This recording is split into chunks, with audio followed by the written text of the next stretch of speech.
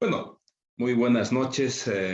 Primera instancia, agradecer la invitación al doctor Ramiro Canedo, licenciado Daniel Mamani. Un saludo cordial a mi colega, ex registradora, amiga, doctora Patricia Castillo. A cada uno de vosotros, los participantes, colegas, estudiantes, población en general, bueno, me siento muy satisfecho por participar en este seminario, en este pequeño curso. Sabemos que es muy corto, pero vamos a tratar de resumir y dar las situaciones del caso en el ámbito que nos atingen, que es el ámbito registral. Realmente lo manifestó la doctora Castillo. Es bastante amplio el sistema registral y bueno, hay que conocerlo. Lastimosamente en las universidades no hay materias específicas y sí estos seminarios son muy enriquecedores para el conocimiento, especialmente de los colegas que a diario realizan los trámites en el ámbito registrado, a diario, ¿no? Lo sabemos bien. En realidad es una especialidad el realizar esos trámites porque hay que conocer la normativa vigente, etcétera.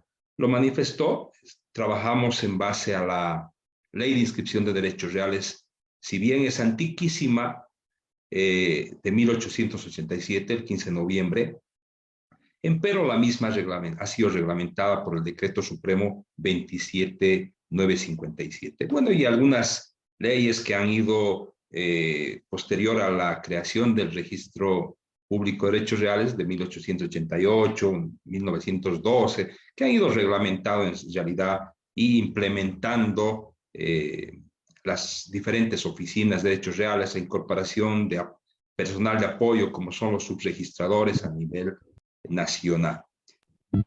Bueno, hemos partido con la primera ponencia respecto al funcionamiento de las oficinas.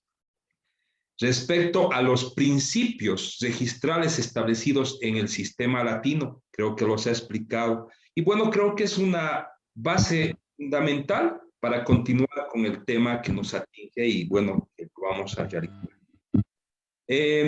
Tomando en cuenta los diferentes parámetros establecidos en la Ley de Inscripción de Derechos Reales de 1887, del cual hemos arrastrado muchas situaciones negativas como errores, pese a que hay articulados en la Ley de 1887 que permitía a los registradores realizar un seguimiento, una calificación a los diferentes trámites, pero no han sido tomados en cuenta en su cabalidad porque constituían los primeros registros sentados en lo que se ha manifestado las famosas partidas y fojas, es decir, el sistema personal que se realizaba en el registro de los bienes inmuebles, que en realidad, como su nombre lo indica, personal, bueno, llevaban los índices de los propietarios, las personas. Se registraban como primeros registros a lo largo del tiempo desde ese entonces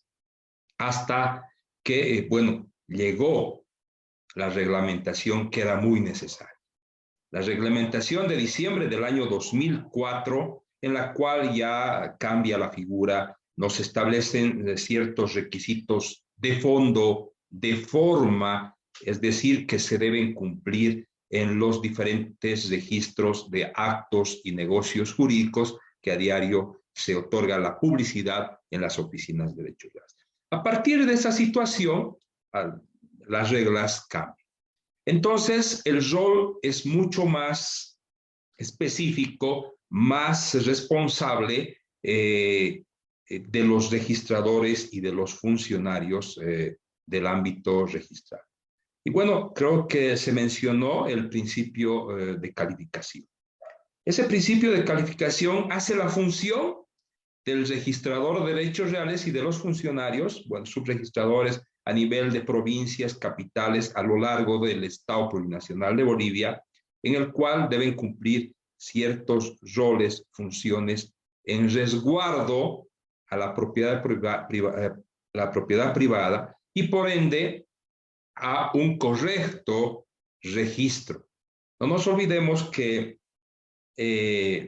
lo manifestó la doctora, realmente el decreto supremo y, bueno, la ley de 1887 tiene un contenido bastante amplio en el cual está inmiscuido todo el ámbito y toda la formalidad, los requisitos que se deben cumplir para registrar los actos y negocios jurídicos, para tener un correcto registro. No nos olvidemos que la publicidad es oponible ante terceros y los actos o negocios jurídicos que se realizan en sede notarial solamente son actos entre partes, es decir, que surte efectos solo entre partes. ¿Y cuándo surte efectos? En la publicidad, en derechos reales. Es por eso de que con esa situación vamos a empezar a desglosar ciertos artículos que respaldan, hacen el quehacer diario de los registradores y por ende de las oficinas registrales para, bueno, cumplir ciertas normativas legales establecidas en el ordenamiento jurídico de nuestro país, como son el Código Civil, la Ley de Inscripción de Derechos Reales, reitero, el Decreto Supremo 27957 y otras normas en el cual es necesario y llegan a las oficinas de derechos reales, como son las sociedades con el Código de Comercio y, bueno, anotaciones, restricciones de parte del Ministerio Público en el ámbito penal, en el ámbito civil, es decir, todos aquellos actos y negocios jurídicos que se pretendan registrar en las oficinas de derechos reales. Muchas veces tildan a los registradores como simples funcionarios y que deben hacer caso a registrar cualquier documento que llegue a las oficinas de derechos reales. No es así, no es así. Hay responsabilidades administrativas, responsabilidades penales, civiles contra los funcionarios públicos de derechos reales por no cumplir y hacer cumplir la ley vigente de nuestro país. En ese entendido, vamos a permitirnos nombrar algunos artículos que respaldan el ámbito de la calificación de cada uno de los documentos y el cumplimiento en sí de la ley. ¿Para qué? Para dar seguridad jurídica y una correcta publicidad de todos aquellos actos y negocios jurídicos, reitero, que las partes pretendan realizar en las oficinas de derechos reales. A veces es muy importante conocer la normativa vigente, porque a veces de memoria realizamos minutas, presentamos en derechos reales y muchas veces son rechazados. No vas a tapar el sol con un dedo, muchas veces sin motivo y muchas veces con motivo. Depende, bueno, a la capacidad, la experiencia de los funcionarios que se encuentran en las diferentes ventanillas. Pero no nos olvidemos que el registrador es el que va a dar fe pública, registral a todos esos actos con la firma, con el sello, que es la culminación de un trámite. Y por ende, debe revisar todavía ese documento que realizan los funcionarios. Vamos a dar lectura a este artículo porque es muy importante dar la lectura inextensa para ver cuál es el rol que debe realizar en las funciones del registrador. El artículo 4 del decreto 27957. Actos sujetos a registro. Nos establece que con arreglo a los dispuestos por los artículos 1, 7, 8, 9 de la Ley de Inscripción de Derechos Reales y en concordancia con los artículos del Código Civil en sus artículos 1538, 1540, 1541, se inscribirá en los registros respectivos no solo los actos y contratos especificados en ellos, sino también todos aquellos relativos a derechos reales cuya seguridad y publicidad convengan a los interesados. Algo muy importante, siempre que se cumpla con los requisitos legales. Es decir, es que se cumpla con la ley. Y ahí va los diferentes artículos, el 491, los mismos establecidos en el 1538, 40 y 41 del Código Civil, los tipos de documentos que se deben registrar. Y si no, remitimos a lo que establece el artículo 7 de la Ley de Inscripción de Derechos Reales, concordante con este artículo, tenemos todos los contratos nominados y los contratos innominados. Nos referimos a los nominados, todos que están especificados y dispersos en la ley. Por ejemplo, transferencias, contratos de anticrédito, documentos públicos conforme establece el 491, y los innominados, todos aquellos contratos que sirvan a las partes y que puedan realizarse en el registro público de derechos reales en su publicidad. Ahora, ya viendo y ampliando más cuáles son en base a estos articulados, cuáles son las funciones y atribuciones del registrador, lo tenemos establecido en el artículo 89 y 90 del Decreto Supremo 27950. Entonces le da una generalidad de atribuciones y bueno, que podríamos dar lectura, pero ya debemos conocer, podríamos revisar en casa cada uno de estos incisos, porque dar lectura, pero lo vamos a resumir. La primera ya nos dice todo. Velar por el cumplimiento de la ley de inscripción de derechos reales, del Código Civil, del reglamento y las disposiciones conexas que hacen al registro. Entonces, con ese primer inciso del artículo 89, ya le dice al registrador, señor, usted tiene que cumplir con la ley y tiene que cumplir con lo que establece el reglamento. Entonces, como se mencionó en una primera instancia, tenemos los diferentes artículos dispersos en el Decreto Supremo 27957, como son el artículo 6, parágrafo 1 del Decreto Supremo. Los requisitos de fondo, nos habla de fondo que se deben cumplir obligatoriamente por las y los interesados el momento de solicitar el registro de un acto o negocio jurídico en las oficinas de derechos reales. Entonces, hacemos un poquito más de énfasis a la Ley 483 del Notariado Plurinacional, en el cual todos los actos y negocios jurídicos que se realizan en sede notarial van a llegar a manos de a las oficinas de derechos reales para su publicidad.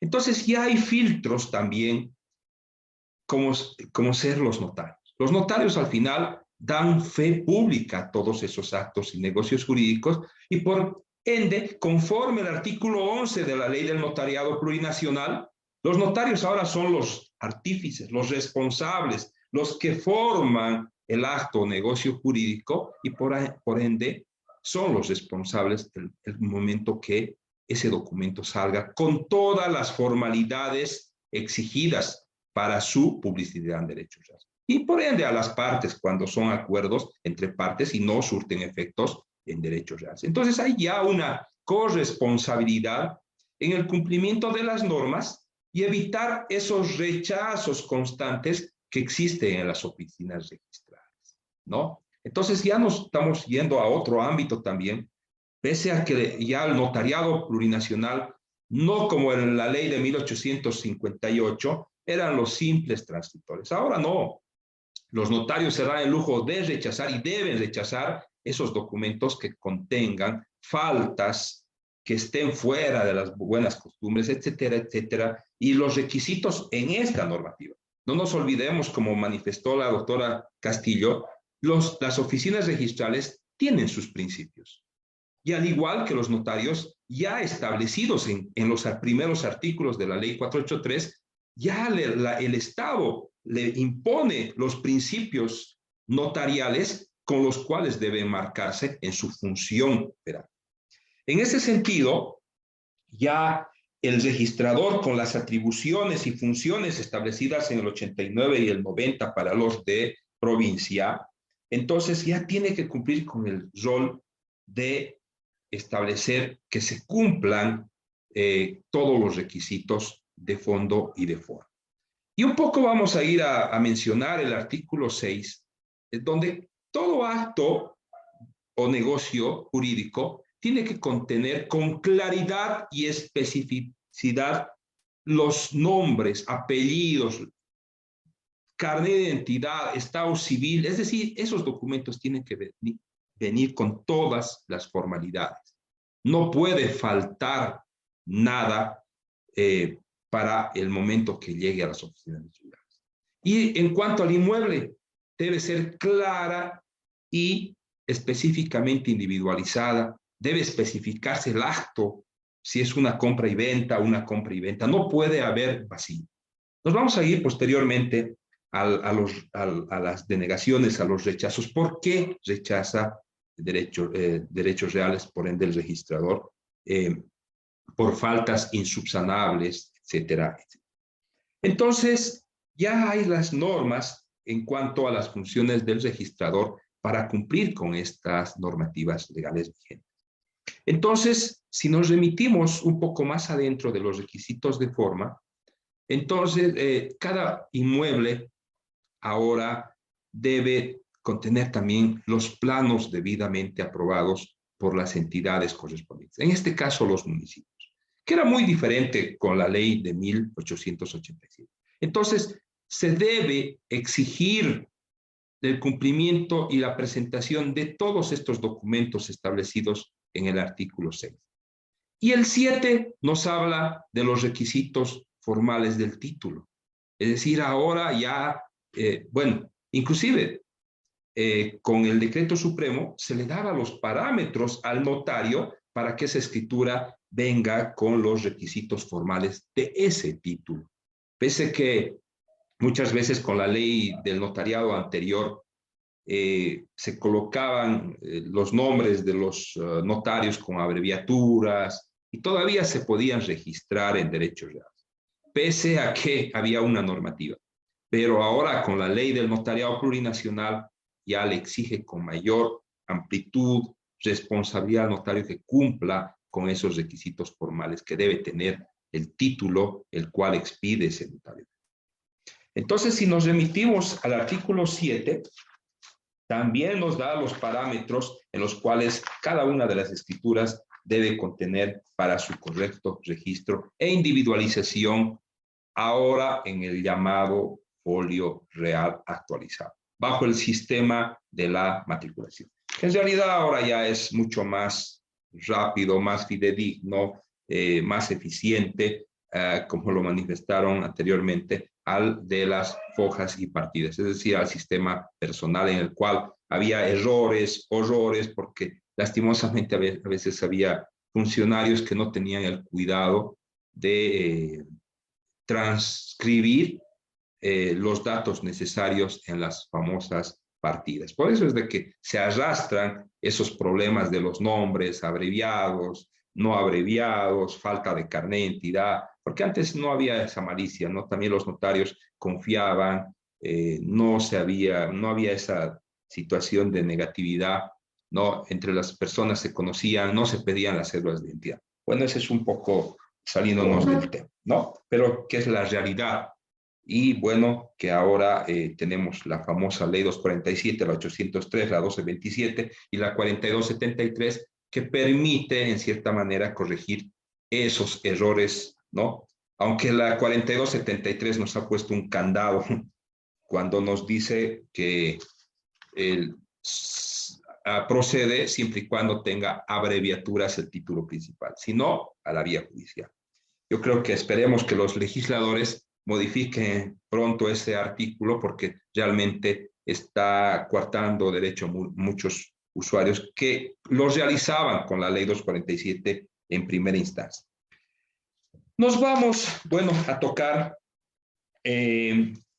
las faltas insubsanables. En la función del registrador, cuando debe rechazar un trámite de manera fundamentada, se debe amparar al artículo 42 del Decreto Supremo 27957, ¿no? Que nos refiere a la, bueno, vamos a dar lectura, el procedimiento ante el rechazo del registrador. Como ya el registrador ha verificado, ha realizado la verificación del cumplimiento de la ley, porque es la responsabilidad. Pese a que son los funcionarios que son el primer filtro, pero muchas veces se pasa ese filtro, aunque hay nuevos manuales con el famoso SINAREP que se lo mencionó, donde los asesores, los inscriptores, ya no deberían permitir el ingreso de trámites, documentos, actos o negocios jurídicos que tengan observación. Es decir, ya ese filtro debería realizarse, esa calificación de los documentos, esa revisión minuciosa de forma, de fondo, ya debería realizarse el momento que se está pretendiendo el registro en las ventanillas correspondientes. Bueno, pero como a veces no somos perfectos, siempre hay algo, la presión, etcétera, de los funcionarios, en los cuales algunas veces deja pasar, pero hay instancias todavía al interior de las oficinas que permite la revisión todavía de esa documentación y que todavía puede ser rechazada. En realidad, este artículo 42 ha quedado un poco cojeando. ¿Por qué digo así? Con el sistema TEMIS, cuando no había las ventanillas de asesor y no había las ventanillas rápidas que ahora hay con el sistema SINAREP, el Sistema Nacional de Registro Público, bueno, antes los funcionarios solo revisaban de forma, ingresaban los trámites y recién habían los pasos, habían 12, 13 pasos al interior de derechos reales de las oficinas, donde el funcionario revisaba, calificaba, inscribía, legalizaba, bueno, que no nos atinge el día de hoy explicar, es otro tema eso, el funcionamiento al interior. Entonces, ahí ya se depuraba los documentos, si cumplía o no cumplía con todos los requisitos establecidos, en este caso, por el artículo 78 del Decreto Supremo 27957, ¿no? Que es ya el 78 le establece al funcionario el procedimiento de las inscripciones, ¿ya? Entonces, con el sistema, reitero, con el sistema TEMIS ingresaba, ¿no es cierto? Y bueno, ahí el funcionario tenedor del documento, es decir, al interior en gabinete que llamábamos antes, o bueno, ahora también se llama gabinete, todavía los trámites que ingresan por asesoría. El funcionario, si detectaba algo irregular, algún faltante o algún incumplimiento de requisitos, entonces este funcionario, bajo sus atribuciones, emitía un informe pormenorizado ante el registrador. Es decir, por qué y bajo qué fundamento rechazaba u observaba ese trámite. Y ahí se activaba este artículo 42, ¿no? Entonces, llegaba a las manos del registrador y el registrador revisaba esa observación del funcionario. Entonces, el registrador tenía dos funciones. Una de aprobar esa observación y la otra de rechazar, en el caso de que hubiera sido mal rechazado. Entonces, ya son las atribuciones del registrador.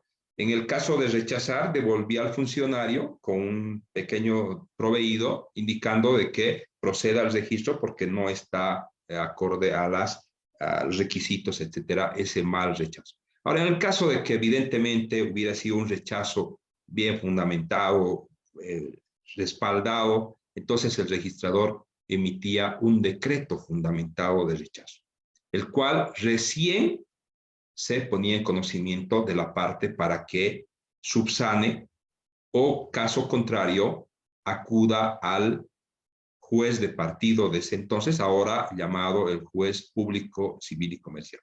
Vamos a dar un poco de lectura acá, o lectura. Parágrafo 1. En caso de negativo rechazo del registrador, mediante decreto fundamentado a la inscripción solicitada, el interesado en conocimiento de este podrá demandar ante el juez de partido lo civil dentro de los 30 días siguientes a su notificación con el decreto, pidiendo se realice la inscripción. Si en el juicio instaurado por el interesado se pronunciare sentencia que alcance a la calidad de cosa juzgada, declarando que fue indebidamente negada la inscripción o cancelación, o mal calificada la competencia del juez, el registrador realizará el acto al que se negó. Entonces, en base a esta orden judicial respectiva, registrará ese trámite, ese acto o negocio jurídico, el cual fue ordenado por esta autoridad judicial. Y el parágrafo 2 es claro. Cumplido el término de los 30 días señalado en el parágrafo anterior, precluirá el derecho del interesado a reclamar a la instancia judicial, pudiendo solicitar de nuevo un nuevo registro subsanando las observaciones. Es decir, que ya le da hasta parámetros, etcétera, a la parte interesada para que pueda interponer esa demanda. Es decir, antes de los 30 días. 30 días y un día ya pierde su derecho a acudir a la vía judicial. No nos olvidemos que este artículo abre los recursos constitucionales, es decir, que hay que agotar la subsidiariedad para interponer un amparo constitucional contra el juez y el registrador en el caso que sea necesario, ¿no? No puede directamente acudirse a un amparo constitucional sin haber agotado esta instancia del juez ahora público en lo civil y comercial. Ahora, ¿por qué dije que está cojeando? Porque ya no ingresan los trámites directamente revisando solo de forma, ¿no? Entonces el filtro al interior de las oficinas debería evitar que ingrese adentro. Entonces no se activaría esa situación del informe del funcionario y, bueno, por ende pase al registrador, en el cual ese registro quedaría vigente con el estado de observado. Las ventanillas de ingreso, las rápidas, asesoría, ya tienen esas atribuciones para observar, pero lastimosamente con el recargado trabajo, solamente esa observación es suscrita por el funcionario. No sé cómo estarán trabajando en otros distritos. Bueno, cada distrito, si bien el registro es único, pero también hay situaciones que varían, ¿no? Por ejemplo, la doctora Castillo, algo siempre se aprende, indicó que se mantienen los libros A, B, C. Bueno, según la cantidad. Bueno, acá en Cochabamba solamente hay el libro A y el libro B, ¿no es cierto? Y el rural. Y bueno, no se maneja por letras, etcétera, pero llegamos al mismo fin, que son las fojas y partidas, ¿no? Acá en Cochabamba, por ejemplo, no hay el famoso sistema WAN, nunca ha habido, solamente en Santa Cruz y La Paz. Bueno, pero al final también llega a un registro, a la publicidad, ¿no? Ese es el fin. Bueno, entonces, ¿qué es lo que hacen acá, por ejemplo, en Cochabamba para solicitar este famoso decreto de rechazo? Si bien en la ventanilla no está el registrador para firmar, porque tiene que ser bien fundamentado, con articulados, porque no nos olvidemos que va a ir a la vía judicial y además tiene que ser revisado el rechazo de manera minuciosa y con el recargado trabajo que tienen los funcionarios a diario. Bueno, lo que se hace acá en Cochabamba, por ejemplo, es presentar, una vez que sea rechazado por el funcionario, se presenta un memorial con toda la documentación solicitando el rechazo fundamentado al tenor del 42. Lastimosamente en nuestro medio, las autoridades judiciales se han mal acostumbrado a solicitar decreto fundamentado de rechazo para todo, cuando solamente el decreto fundamentado de rechazo del registrador debería ser por faltas insubsanables, como lo manifiesta la norma, ¿no? Entonces, piden decreto fundamentado cuando son personas jurídicas que pretenden corregir su nombre, su razón social o modificar los datos de ubicación. ¿Por qué tendrían que pedir los jueces rechazos fundamentados? Yo creo que es algo fuera de lugar, ¿no es cierto? Porque la ley 247 solamente ha sido diseñada para personas naturales y por ende, como no entran las personas jurídicas, directamente deberían acudir a la vía judicial y no esperar un rechazo fundamentado del registrador. No, porque la norma es clara, ¿no es cierto? Hay situaciones en las cuales no hay esa también uniformidad de parte de las autoridades jurisdiccionales. Bueno, entonces, podemos establecer cuáles son las faltas insubsanables. Ya podemos tocar la parte de la denegación de la inscripción, ¿no? Entonces, no nos olvidemos que la publicidad es muy importante y que se debe evitar que ingresen documentos que no cumplen con las formalidades de ley y con los requisitos legales que establece la ley. Por ejemplo, ¿dónde parte la denegación de la inscripción? Que ingrese un documento privado de contrato de antícresis, ¿no? Eso ya está fuera de lugar de la norma, porque el 491 del Código Civil establece claramente que tiene que ser elevado a la categoría de instrumento. Es textual, ¿no? El 491 son 5 y otros que deben ser obligatoriamente elevados a la categoría de instrumento público. Entonces, ahí parte ya la labor de las oficinas registrales de no dar publicidad a esos documentos que no van a surtir efectos, ¿no es cierto? Y además perjudican a la parte porque no va a surtir efectos en una demanda, etcétera, porque no puede realizarse un gravamen con documento privado, ¿no es cierto? Tiene que ser obligatoriamente una escritura pública. Así lo establece el 4. Y otros documentos que tienen que cumplir con ciertas formalidades. Entonces, ahí el rol del registrador también establece, según la normativa, cuáles son las faltas insubsanables para la denegación de la inscripción. Por ejemplo, tenemos en el Código Civil el 1551, ¿no? El 1556, donde nos da el parámetro y la mención de qué son las faltas insubsanables y por las cuales el registrador debe realizar o denegar esa inscripción. La primera, omitir el nombre de quien transmite o adquiere el derecho.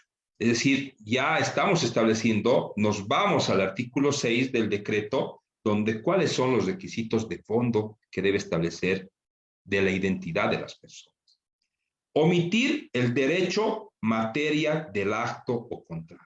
Es decir, tiene que ser una compra y venta, un anticipo de legítima, un contrato de antícresis, o sea, debe identificar al acto o negocio jurídico en el cual se pretenda registrar en derecho. No podemos adivinar, ¿no es cierto? Tiene que ser expreso, ¿no? Porque cada uno es muy diferente, tiene su modalidad, la situación diferente en cuanto a los pagos de impuestos, en cuanto a los fines al cual ha sido creado ese acto o negocio jurídico, ¿no es cierto? Cada situación es muy diferente y debe ser específica y claramente identificada. También está establecido en el 6 del Decreto Supremo 27957. El tercero, no determinar adecuadamente el bien sujeto a inscripción o sobre el cual recae un limitante o restricción. No nos olvidemos ahora que con la técnica del folio real, ¿cuál es el número que le llamamos, en realidad, la matrícula es la asignación la asignación a un determinado bien inmueble, que podríamos llamar es el carnet de identidad de ese bien inmueble, al igual que de las personas, ¿no?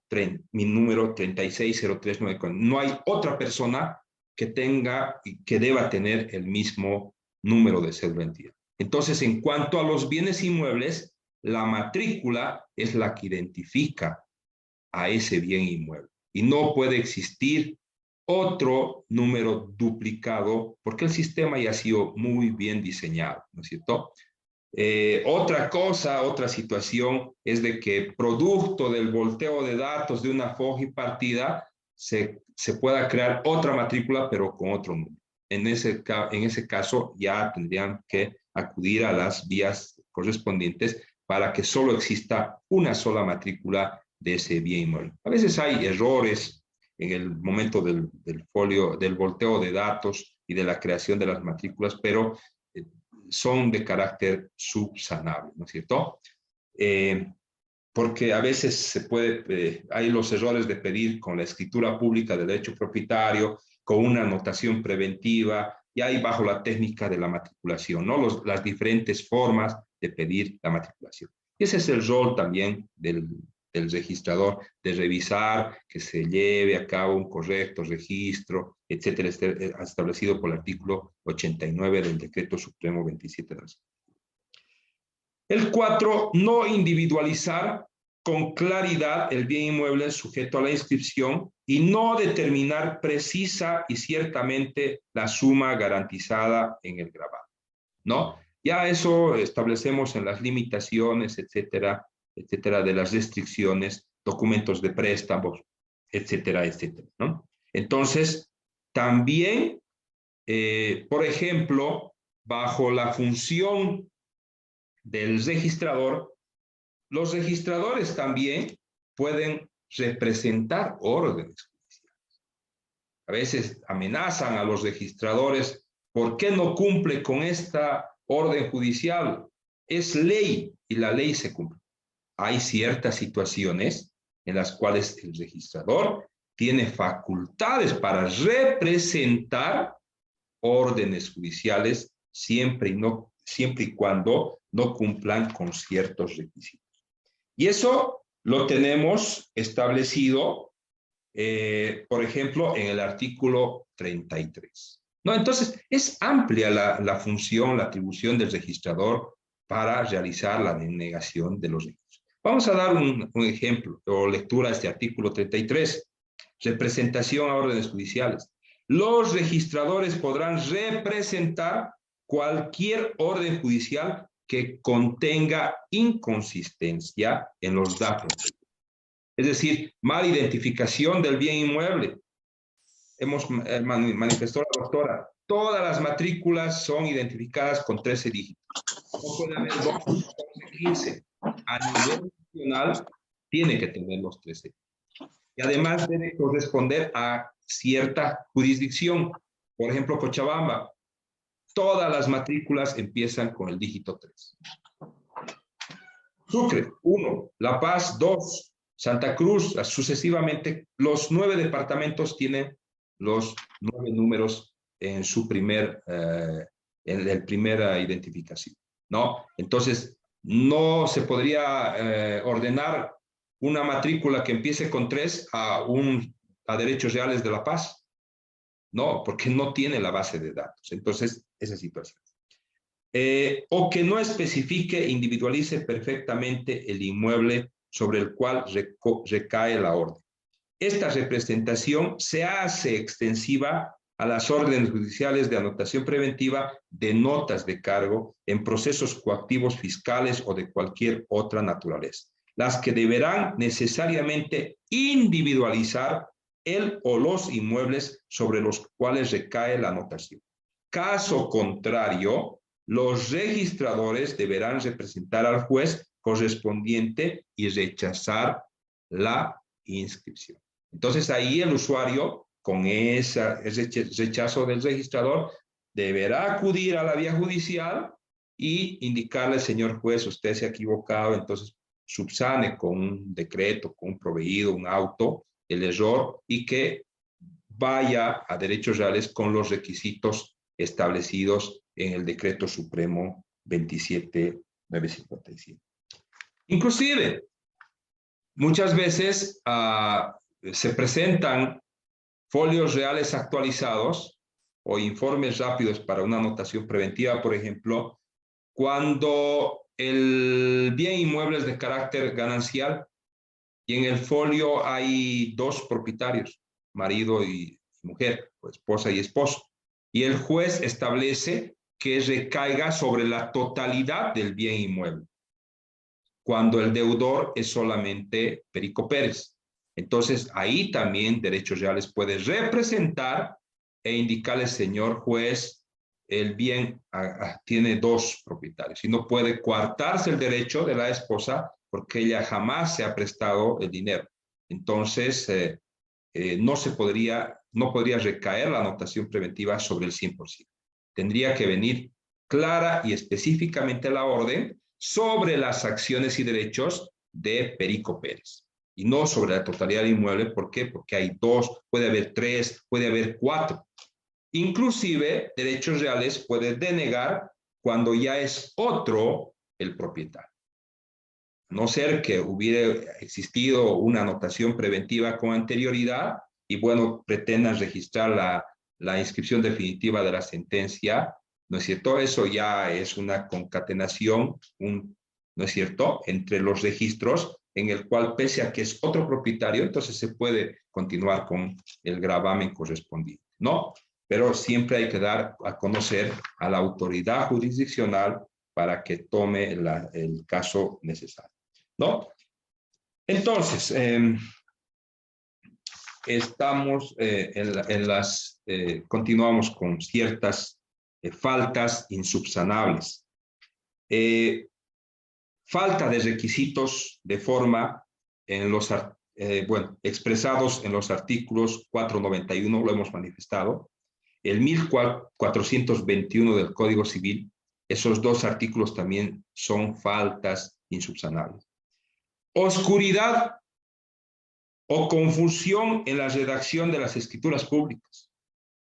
A ver, muchas veces empieza el encabezamiento, se equivoca el notario y establece ¿no? El encabezamiento. Por una parte el señor Perico Pérez y por otra parte el señor tantos, referente a un anticipo de legítimo, ¿no es cierto? Sobre el bien inmueble ubicado bajo las, etcétera, etcétera. Y resulta de que en la minuta, en el borrador, nos establece una compra y venta, ¿no? Entonces, hay una contradicción. O es compra y venta o es anticipo de legítimo. Puede ser que por error las partes hayan acudido bueno, como encabezaba anticipo de legítima y el funcionario de impuestos o de la alcaldía no revisó correctamente, cobró como una transferencia y se paga el 3%. Mientras un anticipo de legítima se paga el 3% más el 1, ¿no es cierto? El 1%. El 4.30 y el 7.72, bueno, depende al municipio, tienen diferentes impuestos. Impuestos nacionales, bueno, es uno solo, pero en la gobernación, acá en Cochabamba, por ejemplo, es el 772. En otros distritos he visto que es otra numeración, no es porque son autónomos, ¿no? Cada gobierno de cada departamento. Gobernación está hablando, propiamente dicho. Otra falta insubsanable, nos referimos a la insuficiencia de datos por cuya razón no puede definirse o reconocerse la naturaleza del contrato.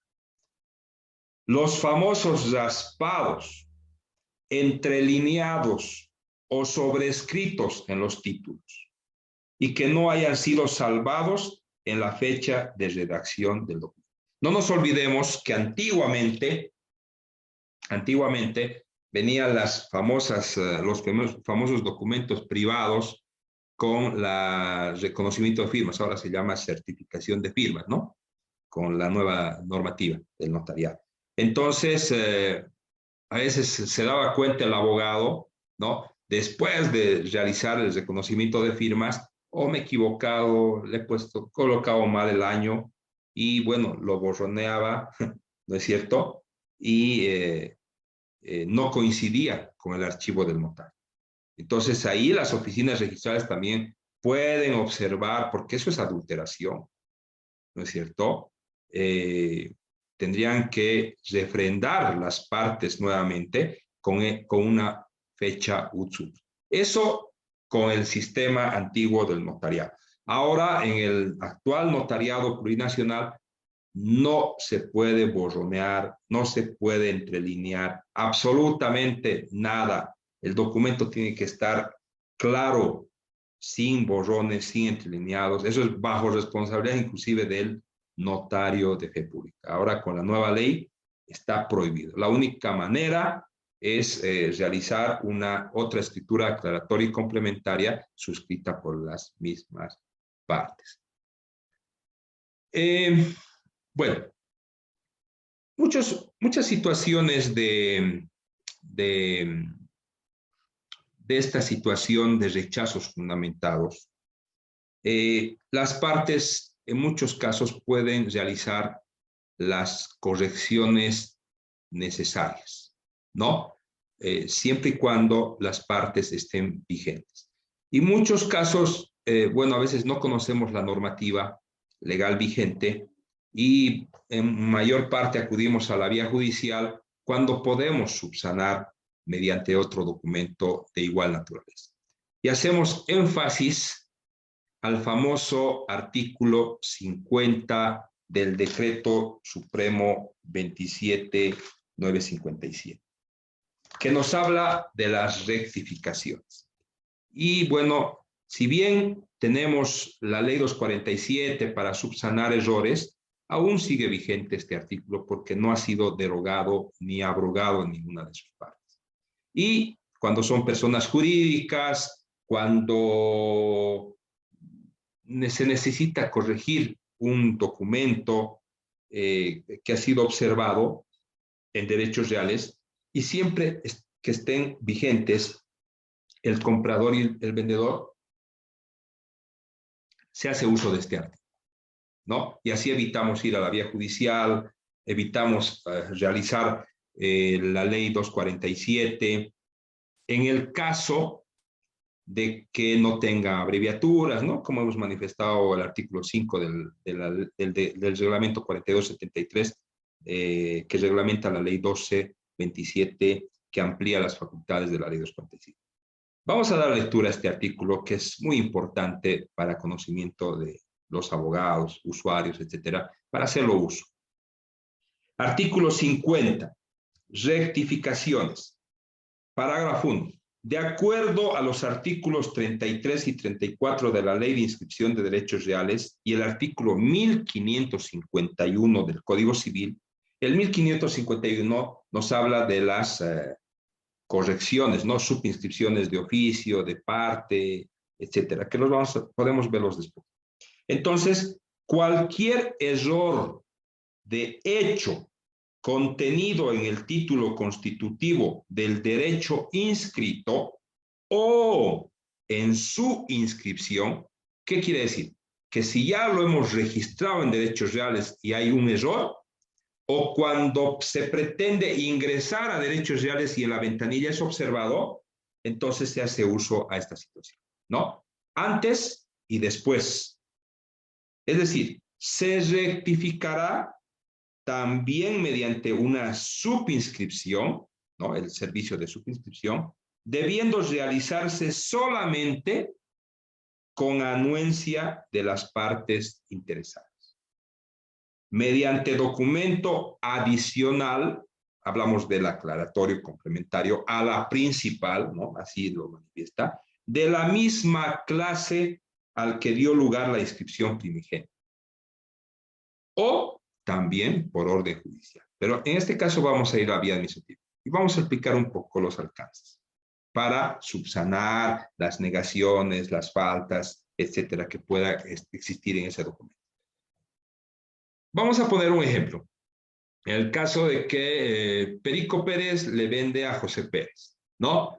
Y bueno, resulta de que en la escritura no se consignaron datos correctos del inmueble, etcétera, o tal vez el nombre está incompleto del vendedor, pero ha surtido efectos en derechos reales.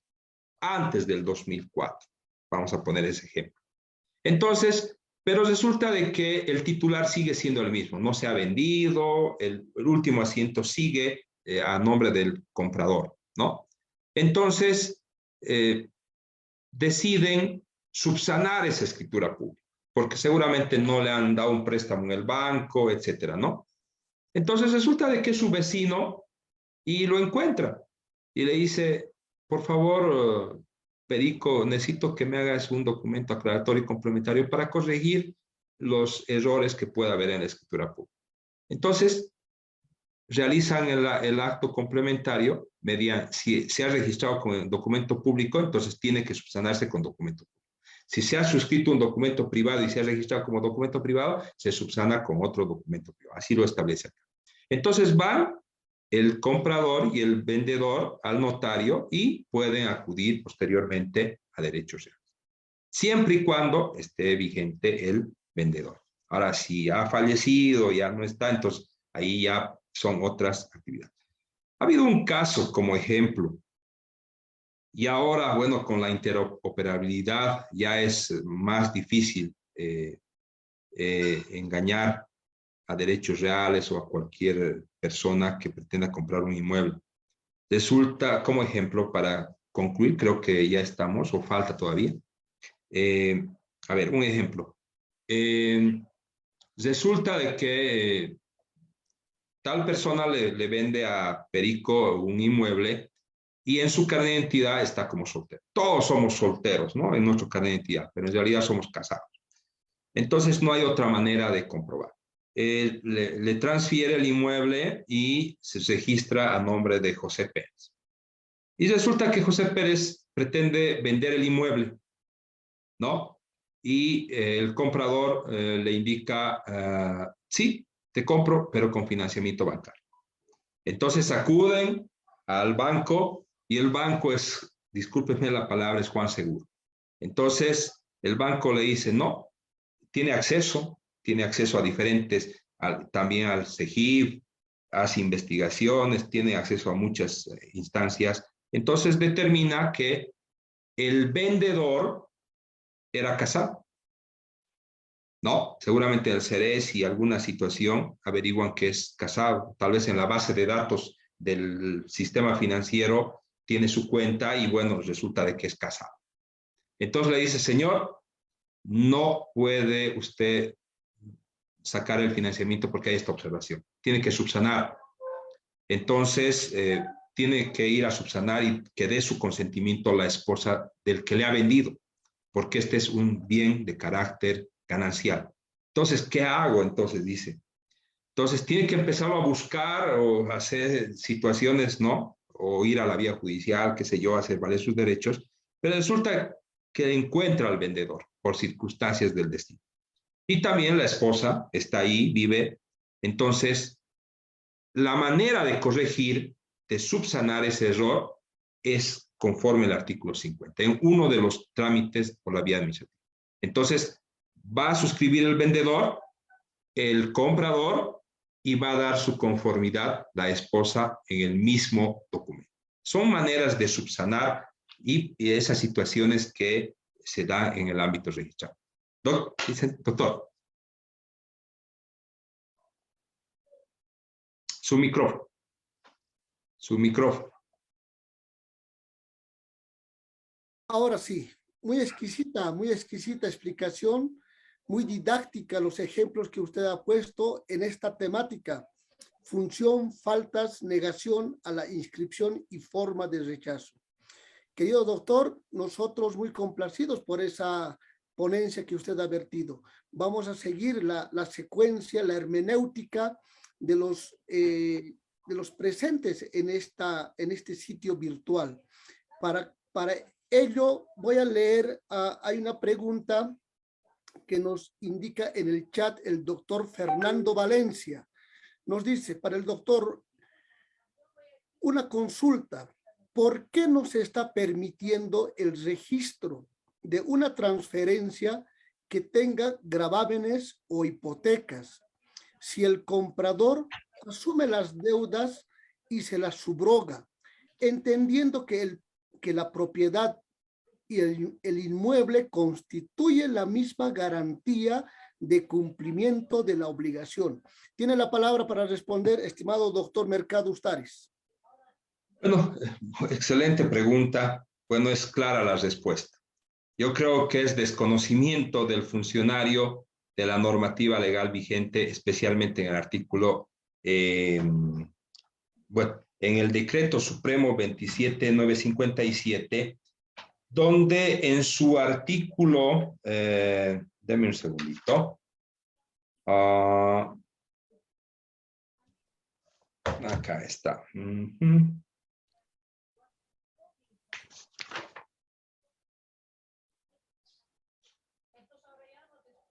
Estamos acá.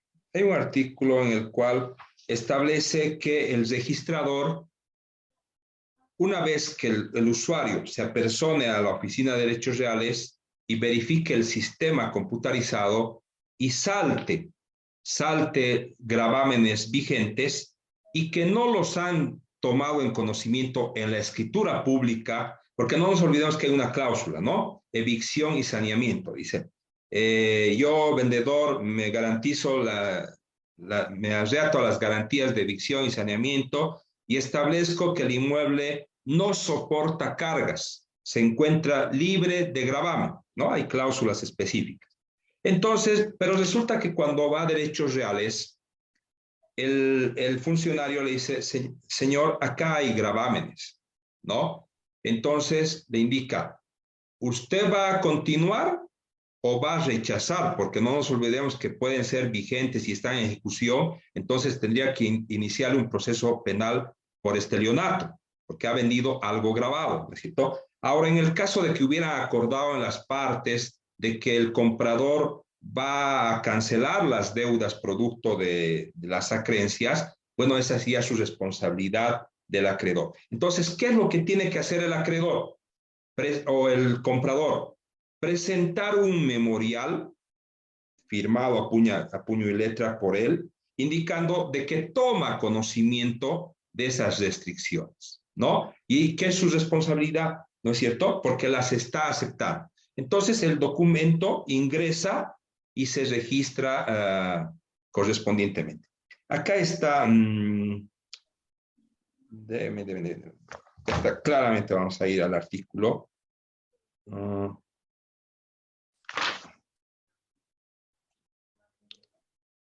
Acá está.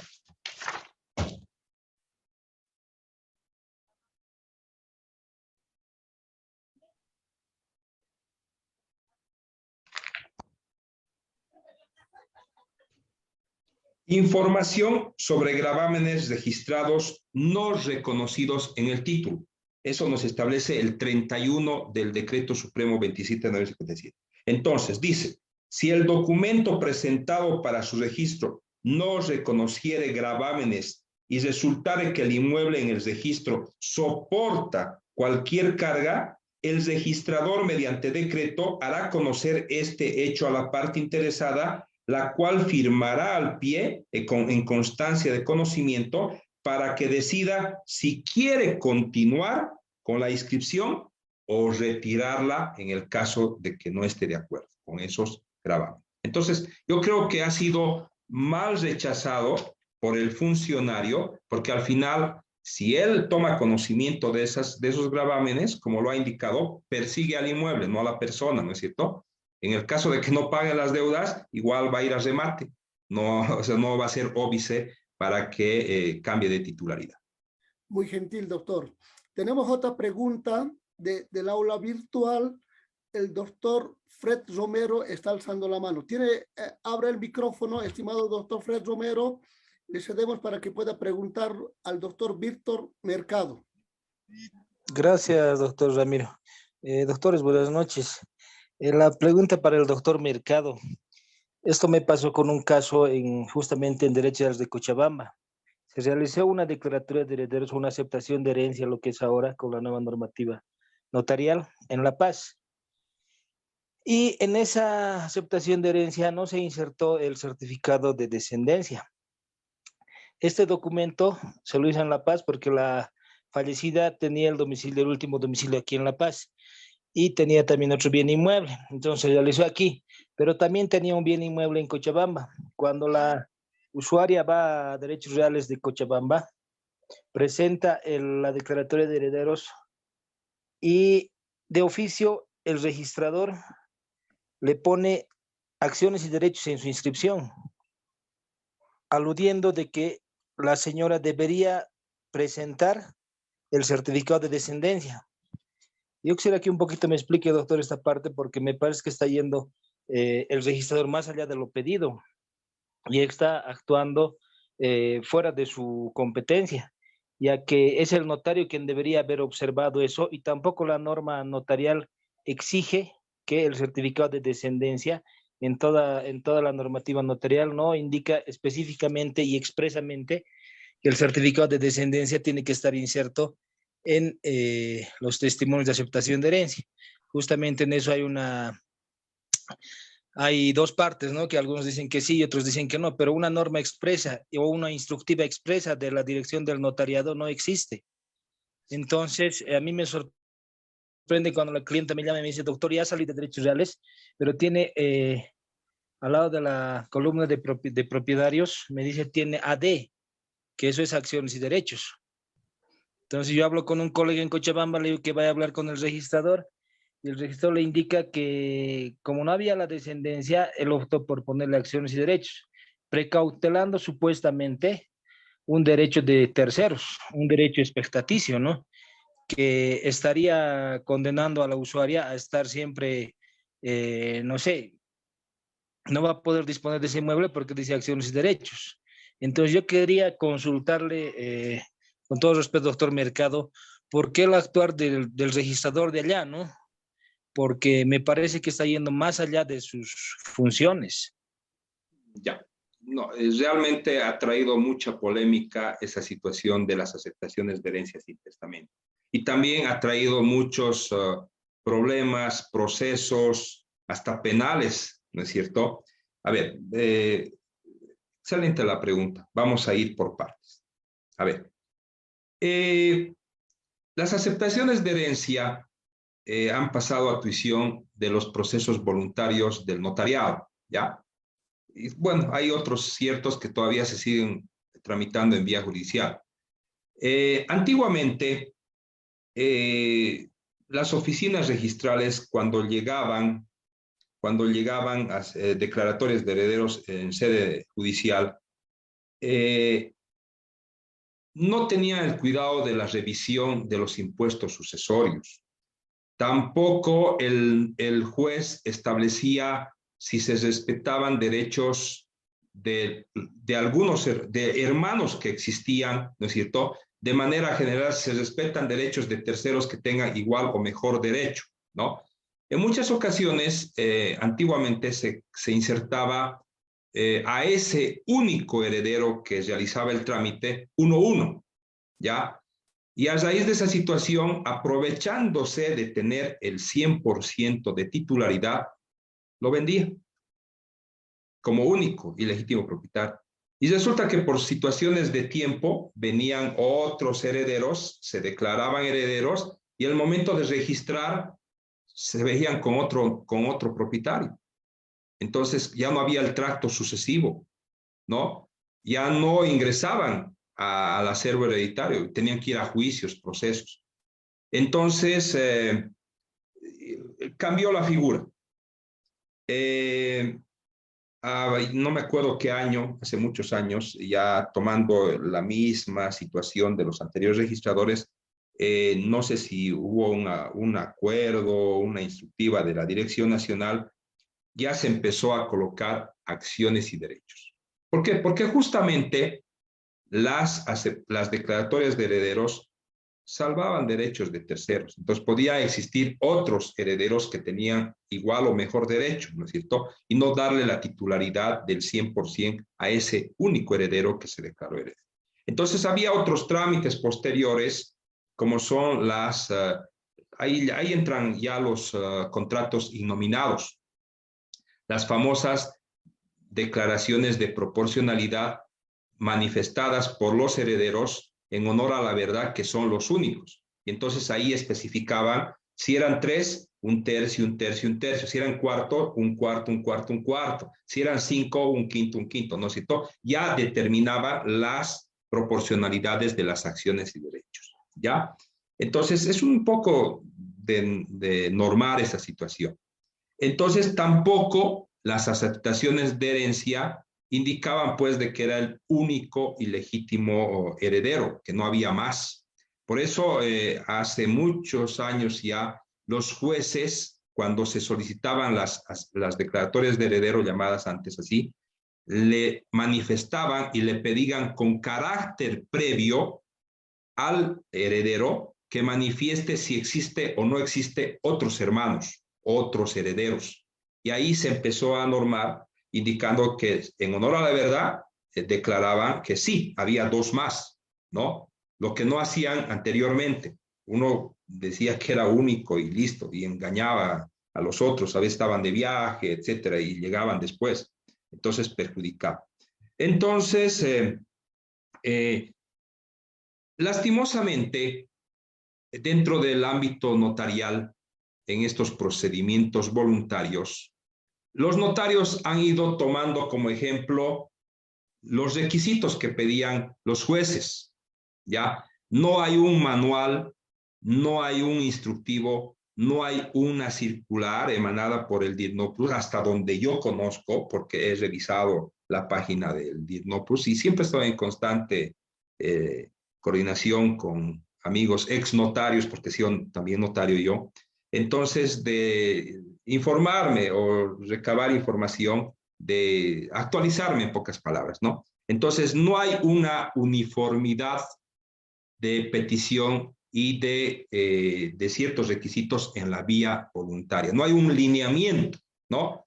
Cada uno hace de acuerdo a lo que ve conveniente cumplir con la ley y que evite problemas en lo futuro. Entonces, yo no he visto como requisito en la mayoría de los notarios que pidan el certificado de descendencia. Y mucho menos en derechos reales, porque en el manual de procedimientos técnicos de requisitos no hay como requisito el certificado de descendencia. Se tiene que registrar normal y corriente, porque al final el notario ha dado fe pública y bueno, se coloca AD para que después puedan regularizar y puedan ingresar otros herederos más si es que los hubiera. En este caso, hay que tener mucho cuidado también en el ámbito notarial para el pago de los impuestos sucesorios. En el caso de que manifieste el notario en su autorización que existe otros dos herederos más, entonces impuestos y la gobernación le va a cobrar solamente de una tercera parte de los impuestos. Ahora, si no salva específicamente los derechos de los otros dos herederos o tres, impuestos y la gobernación le va a cobrar por el 100% del impuesto. Entonces, eso es un perjuicio también para el cliente, porque yo no voy a querer pagar por mis otros hermanos, porque los otros hermanos tienen que volver a pagar la parte que los corresponde. Nadie le ha pedido a ese heredero que primero se ha declarado a que pague a nombre adelantado por los demás. Ya pierde. Imagínense un inmueble de 1 millón de bolivianos. Va a pagar el 4%, 3 y 1, 4% por un millón. Cuando después van a venir los otros herederos y van a volver a pagar su alícuota que les corresponde, ¿no? Entonces, ha habido reuniones con impuestos nacionales, con la gobernación, donde han coincidido y han indicado que nadie puede adelantar pagos a nombre de otros. Uno tiene que pagar la parte que le corresponde. Entonces, derechos reales no debería haber exigido un certificado de descendencia, debería registrar normal y corriente, eso ya es tuición del notario, etcétera. Aunque acá en Cochabamba ya no hay certificados de descendencia, hay certificados de filiación y uno llena un formulario en el CERESI indicando quiénes son los hermanos, porque hay una base de datos muy errónea, no está depurada el CERESI. A veces somos 3 hermanos y nos vota 10 hermanos como si hubieran sido hijos extramatrimoniales, pero a veces son duplicidades, registros, homónimos de de otros que tengan el mismo apellido, entonces no es fidedigna la información, ¿no? Entonces, en el manual, en ninguna parte indica que hay que pedir como requisito el certificado de descendencia. Eso ya es tuición del notario en el caso necesario. Gracias. Muy gentil por la respuesta muy concreta y concisa. Por la premura del tiempo, todas las preguntas que se están realizando en el chat y en el Facebook, vamos a hacer las respuestas de manera interna, por favor.